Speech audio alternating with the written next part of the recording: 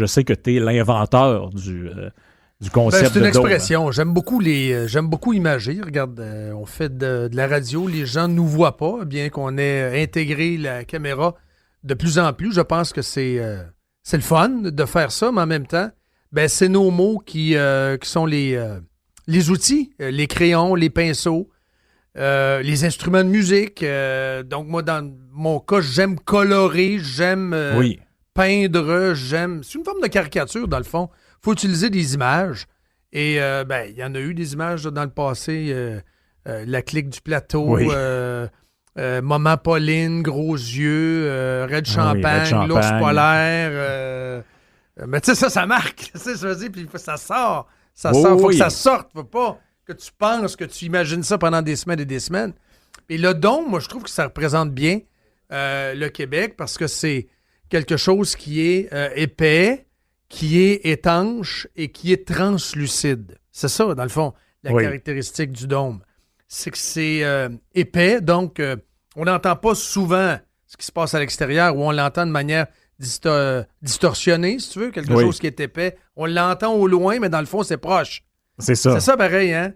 Quand c'est une pellicule épaisse, on entend au loin, mais dans le fond, c'est juste à côté de nous autres. Donc, on entend les influences, on pense que c'est loin, mais non, comme Hubert, par exemple. Ça, c'est un bon exemple. C'est Hubert, on va y aller avec un projet pilote, on va y aller tranquillement, pas trop vite. C'est ça, comme si on était la première place dans le monde où ça arrivait. Là. Oui, puis c'est à côté de nous autres. Je veux dire, tu as juste à faire 4 heures de char, puis tu peux t'acheter des cartes cadeaux d'Uber. Au début, quand le Parti libéral en parlait comme étant un projet pilote, tu as des cartes cadeaux Uber que tu peux acheter à Williston, au Vermont, au Target. Mais ici, c'est un projet pilote, on va l'essayer. Non, c'est à côté, ça marche. Oui. Donc, le dôme te donne cette perception-là de la réalité. C'est étanche, donc très perméable aux influences extérieures. Oui. Et plus il est épais, plus c'est difficile de le faire craquer. C'est ça, exactement. Puis, quand c'est à l'extérieur du dôme, c'est un peu comme Le Village de Night Shyamalan, qui est un film extraordinaire, où on pense que ce qui est à l'extérieur du village est nécessairement nocif, nécessairement mauvais. Dans le film, le village, t'entends grogner, t'entends des bruits, puis finalement, il y a un petit gars qui ose sortir. Je ne brûlerai pas le punch, là, bien que c'est un film qui soit sorti il y a 25 ans quand même. Faut toujours faire attention. Non, c'est ça, les spoilers alerte. Les spoilers. Mais c'est un petit peu ça. Et translucide. Ça, c'est important parce que on voit, mais c'est inaccessible. Oui, les autres nous voient aussi. Les autres nous voient aussi. Très bon, c'est dans les deux sens, exactement. C'est le sondage, par exemple, de Léger. Remarque, ça vaut ce que ça vaut, les sondages. Il faut toujours faire attention. Mais je pense que c'est une bonne dose de réalité pareil. Le fait de constater que la moitié des Canadiens anglais ne nous aiment pas. J'ai dit en ondes ce matin, nous détestent. Ah, Morin, nous déteste pas. Ouais, mais quand t'aimes pas quelqu'un... Moi, j'aime pas le pâté chinois. C'est sûr que de dire que je déteste ça. J'en mangerai pas. J'aime pas ça. Donc, la moitié des Canadiens anglais ne nous aiment pas pour une foule de raisons. Les Canadiens anglais nous voient d'une certaine façon, de par nos expériences au cours des 40-50 dernières années, une expérience un peu de chantage au sein de la fédération. Peut-être que ça peut ne pas vous sembler être du chantage, mais le fait de dire je veux ci, je veux ça, je veux me séparer. Ah si, non, si, j'ai pas tel programme, tel nanane, je vais me séparer. Il y a toujours l'espèce d'épée de Damoclès, mais ça, l'épée de Damoclès, tu peux plus l'utiliser. C'est 2-0, là, tu as perdu 2 référendums. Non, c'est ça. Et pour eux, ça lui semble peut-être que nous, on s'en rend pas compte, mais pour eux, ça paraît très clairement comme du chantage. C'est parce que what does Quebec want? Faites ça sur Google, les amis, là, ceux qui n'ont pas suivi Politique 101 dans Politique canadienne là, des 50 dernières années. C'est la grande question. What does Quebec want? Dans le fond, c'est une question fondamentale et les Canadiens anglais n'ont jamais réussi à répondre. Ben, tu sais-tu quoi? Frank, les Québécois, même eux-mêmes, ne sont même pas capables d'y répondre. Qu'est-ce qu'on veut nous-mêmes? On ne le sait pas. Donc, on ne sait pas qui on est, mais on ne sait pas ce qu'on veut. Déjà en partant, c'est... un peu ça. Donc, les gens nous voient de l'extérieur, mais nous, on voit également ce qui se passe à l'extérieur, mais c'est souvent inaccessible. L'apprentissage de l'anglais, c'est fondamental. Tu sais, il y a plein de sujets qui comprend pour acquis, qu'on ne jase plus parce que ça fait partie de la vie. Mais l'apprentissage de l'anglais, je jasais avec des Américains la semaine passée, puis entre autres un créole. J'ai rencontré plein de monde, des conducteurs d'Uber absolument extraordinaires, des Vénézuéliens, entre autres, une Cubaine et un gars d'Haïti. Oui. Qui, lui, me dit, ben oui, moi, je parle anglais, français, créole et espagnol. Là, je lui parlais en français, il comprenait, il n'y a pas de problème. Je dis, vous autres, de toute façon, au Québec, vous êtes bilingues. Lui, dans son optique, c'est Montréal. Donc, vous êtes bilingues. Non, on n'est pas bilingues, attends un peu. Là. C'est parce que moi, mes gars, mon plus vieux, il n'est pas bilingue. Puis mon plus jeune, il a eu la chance d'aller à l'école Vision 2 ans. Donc, il game avec des Américains. C'est correct. Une chance qu'on a les jeux vidéo, Netflix et compagnie. Là. Donc, on n'est pas bilingue, là. Je dis, fais attention à ça. Donc, nous, là, on est en dedans, dans le dôme, on voit ce qui se passe à l'extérieur, mais on n'a pas accès à l'école anglaise. Ça, on a pris ça pour acquis, comme étant, OK, on respecte la loi, et la loi, il faut la respecter. Mais parlons-nous, là, en 2019, est-ce normal qu'à 12 ans, on ne soit pas bilingue? L'objectif, la mission, l'obsession de l'État québécois devrait être de former des Québécois bilingues parfaits ou presque à 12 ans. Ce n'est pas normal. Non. C'est pas normal. Puis c'est pas normal non plus. Puis j'en parle souvent avec Jeff de ça. Moi, j'ai 29 ans. J'ai commencé l'anglais en 3e année du primaire. Ça m'a mis 2 ou 3e année du primaire. Je suis sorti du secondaire 5. J'ai eu de l'anglais toutes les années, plusieurs périodes par semaine jusqu'en secondaire 5. Je suis sorti de là pas capable de me commander un hot dog d'un stand de roteux. C'est épouvantable. En Floride. Fait que non seulement c'est l'échec c'est l'échec du fait de nous apprendre une langue, mais c'est aussi l'échec ça illustre bien l'échec de notre système en général, notre système d'éducation, mais notre système en général, d'être incapable sous une aussi longue période d'apprendre quelque chose d'aussi rudimentaire à quelqu'un. Là. Le drame, il y a eu la Révolution tranquille, mais ça a été une révolution qui est devenue une phase glaciaire. Il y a eu la Révolution tranquille qui est nécessaire, et l'un des leitmotifs derrière la Révolution tranquille, c'était de reprendre le contrôle de l'État québécois, en fait, la création même d'un État moderne, parce que ça n'existait pas. C'était un État politico-clérical, si tu veux. Donc, la création d'un Québec Inc. ou la création, si tu veux, d'une nouvelle bureaucratie canadienne-française. C'était ça sous Jean Lesage. Ouais. On disait même qu'il n'y avait pas de bourgeoisie canadienne-française. Il n'y en avait pas. Qu'il y avait les Anglais, puis finalement, les francophones, c'était des pauvres. Là. Et c'était la réalité. Ouais. Donc, la création des réseaux, l'Université du Québec, etc., la création des cégeps, par exemple. Prenons juste ça, la création des cégeps. Là, on a créé ça. On a créé ce modèle québécois-là avec des institutions, les ministères, tout ça. On est venu créer des législations au fil du temps, dans les années 70, par exemple, premier gouvernement Lévesque, la loi sur l'assurance automobile, le no-fault, etc. Mais tout ça, c'est devenu des caractéristiques du modèle, mais on est tombé vite dans une phase glaciaire, c'est-à-dire une phase figée où on n'a jamais, à mon avis, été capable de se pencher, de refaire l'exercice d'une réflexion, à savoir... Le bilan de tout ça. Le bilan de tout ça. Et maintenant, où allons-nous?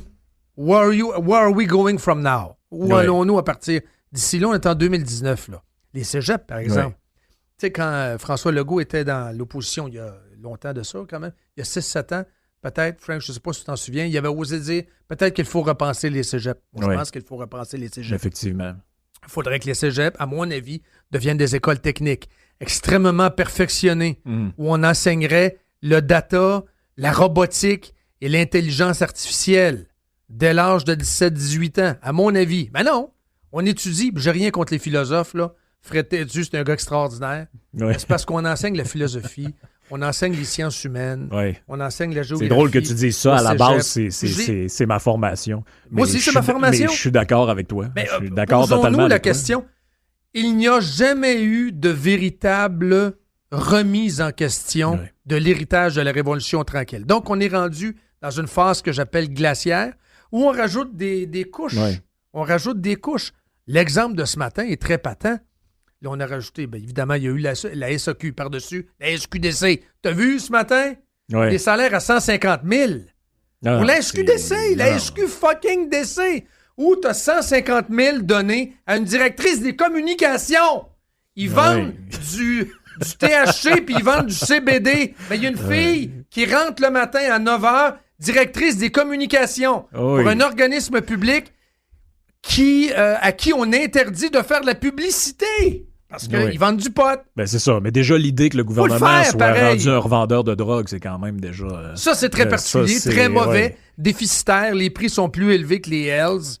C'est à se demander. Finalement, c'est mauvais. C'est le gouvernement, encore une fois. Mais on a rajouté une couche.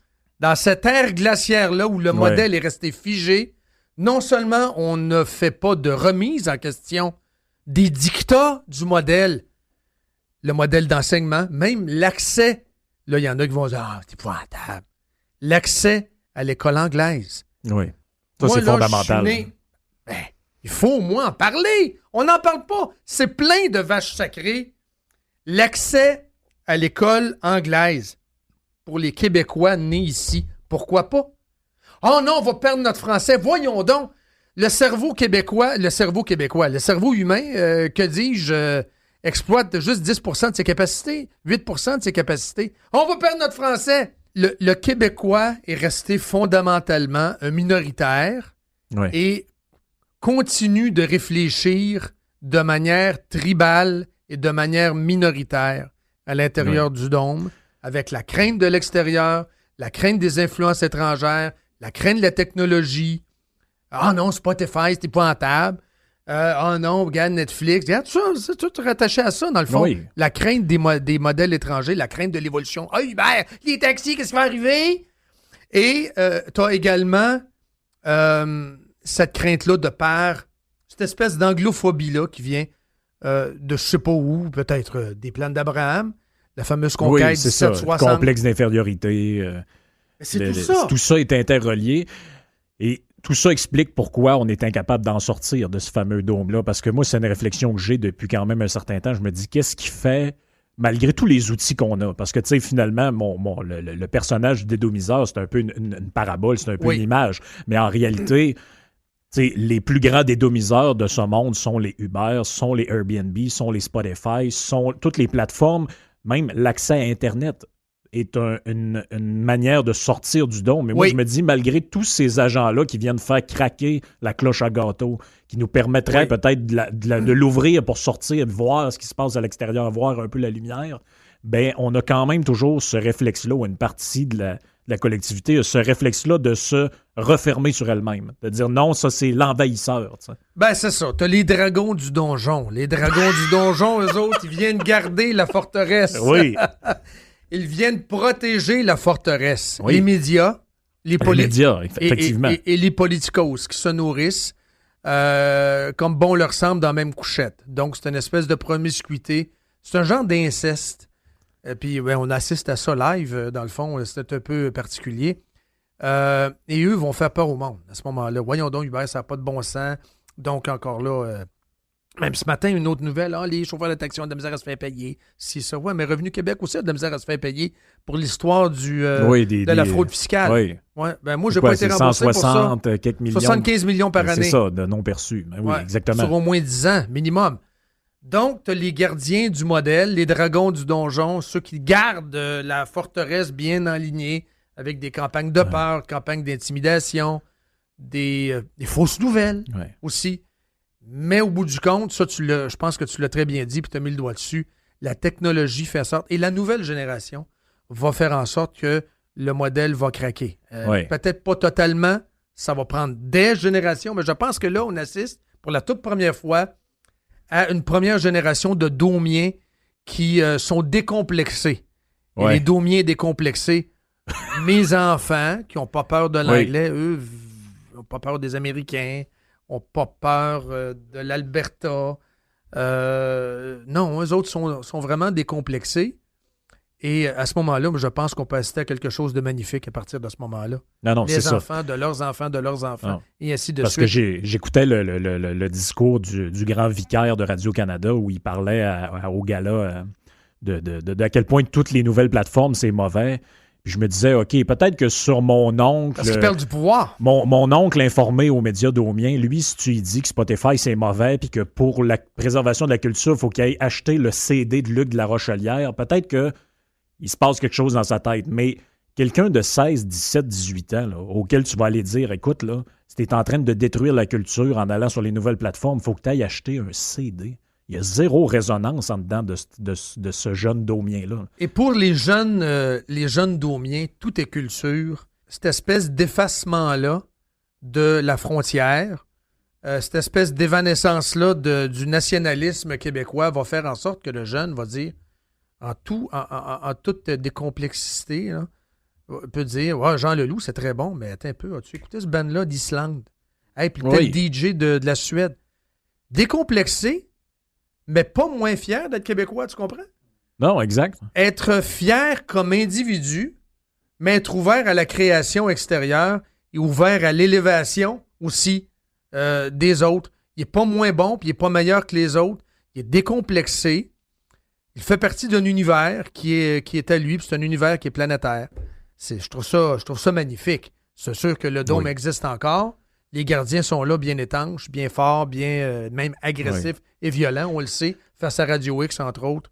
Toute remise en question est contre-attaquée de manière extrêmement vicieuse. Oui. Les paillettes de ce monde et les amis du modèle, les haters. Mais ça, c'est là qu'on voit que ce modèle-là est encore très fort. Est encore très fort, mais on voit qu'il est dans. Tu as parlé d'une ère glaciaire. Bock Côté lui parle de la fin de cycle, hein, comme dans son livre Fin de cycle. Ça rejoint un peu le même genre d'analyse sur comment, depuis l'échec du dernier référendum, le Québec est sur un genre de lent glissement vers l'agonie, finalement. Et on nous sert à boire de tranquillement. Mais ce qui est scandaleux aussi. Red champagne! Red champagne! Ouais. C'est vrai? Ah non, il y a OK. Oui, c'est vrai. Oui, c'est bon. Merci. Je l'ai cueilli moi-même à Saint-Bruno dans un dépanneur. Ah oui? Saint-Bruno, pas de Montarville. L'autre Saint-Bruno au Lac-Saint-Jean. OK. Viens-tu de là? Oui, je viens du lac aussi. Ah oui? Comme Jeff vient du Saguenay. Apparemment que des fois, ça ressort un peu, mais OK. C'est ça, ça disparaît tranquillement. Là. Des fois, quand je vais là-bas, 3-4 jours, je reviens avec des expressions étranges, mais c'est ça. Ce modèle-là, c'est ça. Juste pour en revenir sur le modèle. Le modèle se nourrit par lui-même, création de fonctions publiques. Les fonctionnaires, il y en a de plus en plus. Il n'y en a jamais eu autant qu'il y en a eu actuellement. Donc, l'ère glaciaire, le modèle devient figé complètement et le modèle, en réaction, est comme une bête, va réagir de manière extrêmement agressive et va toujours chercher à se protéger. Ça, c'est très, très important. Oui. J'adore donner des exemples. Le dernier exemple en liste, il y en a plusieurs, la DPJ. Tu as vu les réactions hier, justement, de cette espèce de congrès-là. C'est un jamboree ou un colloque ou je ne sais pas trop, des gens de la DPJ. Ah là, ça prendrait plus. Il y a quelqu'un, je pense que c'est la femme de la DPJ de Québec qui dit ça. Et ça, je m'en attendais. Moi, je l'avais prédit le matin qu'on a parlé de la tragédie de Granby. J'ai dit, regardez bien ça. Moi, j'aurais aimé ça qu'on pense autrement. J'aurais aimé ça qu'on pense autrement, mais effectivement, c'est arrivé. Elle a dit, ça prend plus d'argent. Oui. Ça n'a pas été long. Tu as vu qu'on a remonté jusqu'à Barrette. Là. Moi, je l'ai vu sur les réseaux sociaux, les commentaires de gens, parce que lui, il a commenté un peu la nouvelle en tant qu'ancien ministre de la Santé. Je me souviens un peu exactement ce qu'il a dit. Puis là, le monde en bas, vous pouvez bien parler, vous avez coupé là-dedans, le monde a moins de fonds, c'est pour ça que les enfants meurent. Puis là, tu te dis, mais là, parce que... Il faut défaire des structures. Parce que tu comprends-tu que c'est impossible même d'y penser? C'est ça que je trouve décevant à propos de la CAQ. La CAQ sera un parti de gestion, là. On va juste arrêter. Je pense que les Québécois sont tannés. Je pense que les 2 dernières années du Parti libéral, ça a été extrêmement pénible. Moi, je pense que les Québécois ne veulent pas se lancer dans ce genre de questionnement-là. C'est correct aussi. Ils veulent de la stabilité. Donc, la CAQ va leur offrir ça. C'est sûr que tu as eu le changement sur les taxis, mais au-delà de ça, ça sera un parti de gestion, somme toute, assez tranquille. C'est un passage obligé. Moi, je l'ai dit plusieurs fois. Avant d'aller vers quoi que ce soit d'autre, tu es obligé de passer par la phase transitoire de la CAQ, sinon il ne pourra jamais avoir rien d'autre de plus porteur de changement. Il n'y en aura pas de porteur de changement. Moi, j'y crois pas parce que ça va venir de manière naturelle, intrinsèque et générationnelle de par la jeune génération, mais c'est une mutation qui est extrêmement lente. Et malheureusement, pour compléter sur ce que j'avais élaboré concernant la mutation, il y aura un exode des cerveaux, on va perdre nos meilleurs. Ce pas les meilleurs qui vont rester. Les meilleurs vont partir. Ouais. Et ceux qui vont rester, ce seront des gens qui, des éléments de qualité quand même, qui vont faire le choix de rester. Mais parlons de l'élite économique et parlons d'une élite qui va avoir un souci de l'international et un souci du dépassement. Ben, ces gens-là vont trouver la clé du dôme. Ceux qui s'en vont à St. Lawrence, ceux qui s'en vont à Concordia et surtout à McGill, je te dirais, c'est pas pour aller à Saint-Jean-de-Mata, là. Non, c'est des gens qui se préparent à l'international. C'est des gens qui se préparent à explorer le monde et à prendre possession de leurs moyens. Mais ce que je veux dire, c'est que ce que je trouve épouvantable, c'est dans le non-dit. Ce que je trouve que les vrais sujets ne sont pas jasés. Et prenons la ville de Québec, par exemple. Le vrai sujet actuellement, c'est la démographie. Ce que je trouve le plus dramatique, et ce n'est pas jasé. Non, du tout. Il y a eu une obsession concernant le changement climatique, puis le tramway, puis ça prend le tramway, puis ça nous le prend, puis c'est les changements climatiques, il faut contrer ça, puis ça n'a pas de bon sens, le troisième lien, puis tout ça. Mais on passe à côté complètement de ce qui est fondamental. La démographie, la ville de Québec n'attire plus les jeunes. Il n'y a pas de facteur d'attraction pour des jeunes. Un jeune cerveau, par exemple, qui sort de Polytechnique. Je te donne cet exemple-là. Des écoles d'excellence quand même au Québec, OK? C'est quelqu'un qui est formé, quelqu'un qui vient de se marier ou peu importe, qui veut grandir et tout ça. La ville de Québec n'est pas attrayante du tout, là. C'est pourquoi lui choisirait ou elle choisirait la ville de Québec. La démographie parle par elle-même. Les chiffres sont dévastateurs.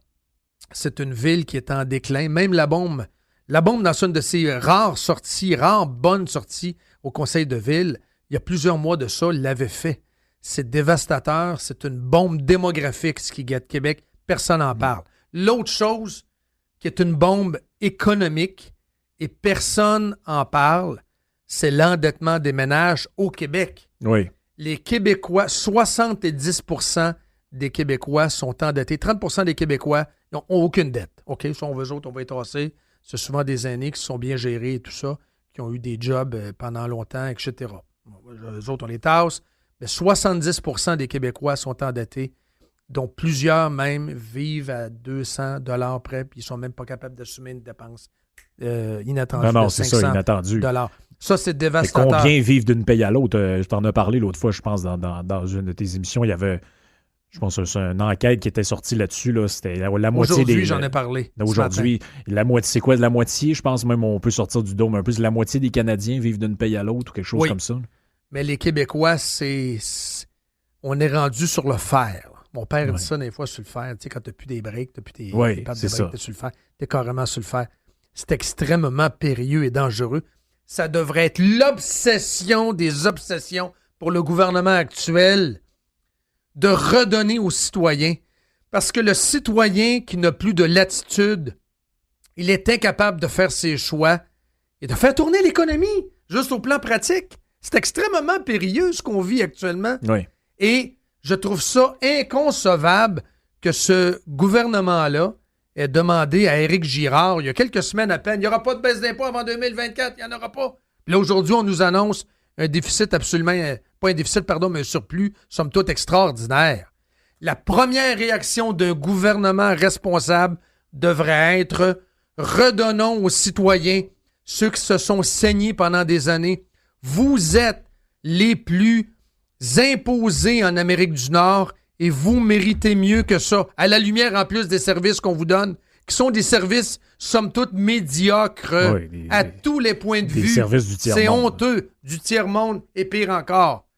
Mais ça devrait être ça, la priorité d'un gouvernement. Non. Là, on revient au modèle qui se protège. Oui. Et la CAQ est un protecteur du modèle. En fait, François Legault vient du modèle. Oui. Je veux dire, c'est quelqu'un qui était péquiste avant. Oui, tu peux pas avoir passé 15 ans, 20 ans au PQ sans que ça aille...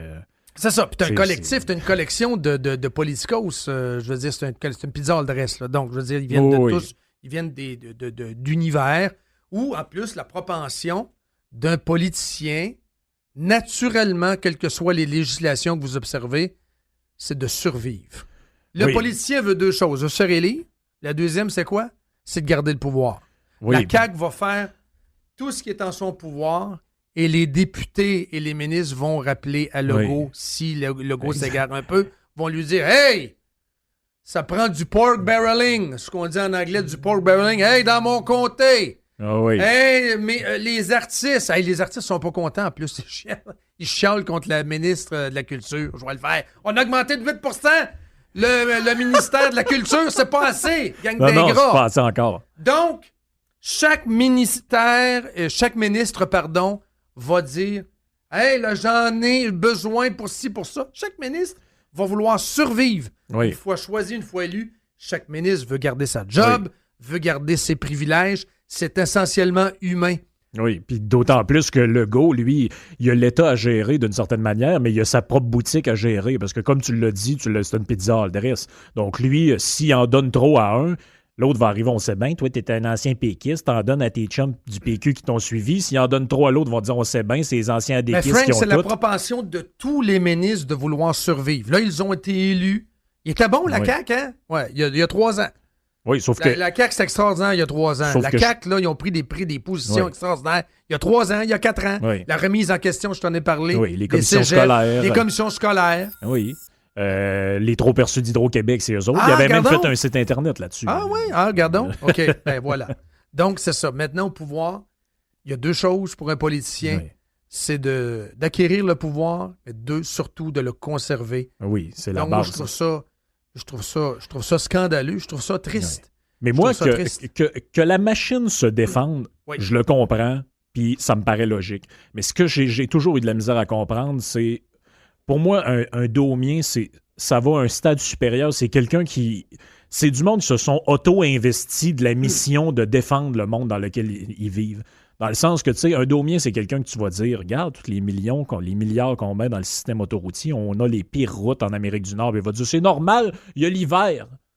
Là, tu dis, oui, Chris, il y a l'hiver ailleurs aussi. Là. D'après moi, je vais au Vermont, c'est pas mal l'hiver. En Saskatchewan, j'ai des amis qui ont été là-bas, moins 34 au mercure. Là. Le domien a avalé le baratin.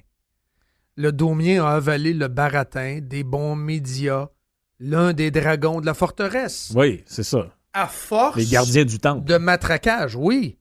Mais il y a là-dedans, je pense, une grande fatigue. Et moi, je sais pas si je devrais appeler ça de la complaisance. Moi, je pense que c'est une grande fatigue. Les domiens, il y a beaucoup de domiens qui sont fatigués, qui disent, par exemple, un peu comme il y a un domien qui a répliqué hier, quand je parlais des États-Unis, tout ça. Tu sais, il y a des manières de faire qui sont différentes là-bas, évidemment. Bon, ben, une réaction de domien, ça a été dit, vas-y donc, Morin! Oui, sac ton camp si t'es pas content. Réaction de domien. Mais est-ce que je peux le blâmer, lui, est fatigué, a baissé les bras? Il y a beaucoup de gens qui ont baissé les bras devant les listes d'attente en chirurgie, les listes d'attente en garderie. Ah, les garderies, gardons, ça devait changer, ces garderies, ça a tout changé? Ah non, je suis pas certain de ça, que ça a changé beaucoup. Il y a un fameux site Internet central où tu mets ton nom et tout ça. Donc, ça devait changer également les universités, hein? Oui. Ah oui, on va avoir tellement des bonnes universités accessibles où le taux de diplomation va exploser parce que on a les frais de scolarité les plus bas au Canada. Ben, je vois le vert, je t'annonce qu'en Ontario, ils sont 3 fois plus. Et la diplomation est plus élevée en Ontario. What's the problem? Oui. Donc, on vit dans une espèce d'illusion. Oui. On vit dans un discours qui est relayé par les médias. C'est un discours pro-modèle. Et à un moment donné, les domiens sont exposés à ça à tous les jours. Un peu comme les soldats à Guantanamo, quand ils ont été arrêtés, ils étaient exposés à du Metallica le matin, midi, soir. À un moment donné, quand tu entends il y a un conditionnement. C'est conditionnement. C'est toujours la goutte chinoise. Dans Orange Mécanique. Là. C'est ça. Ça devient abrutissant. Et à un moment donné, ben, il y a beaucoup de gens qui baissent les bras et qui écoutent la voix et Denis Lévesque. Oui, mais il y a une souffrance reliée au fait de regarder la réalité telle qu'elle est. Oui, il y a une souffrance. Peut-être que tu vas pouvoir en témoigner de ton expérience personnelle par rapport à ça, mais moi, quand j'ai commencé à me rendre compte qu'on me bourrait, là, il y a comme... Tu as une souffrance reliée à ça. Là. Quand tu réfléchis et tu te dis, Christy, ce prof de cégep-là que j'aimais bien, que c'était comme un genre de grand frère, que j'ai l'impression qu'il était là pour mon bien, tout ça, ben finalement, il m'a bourré de conneries.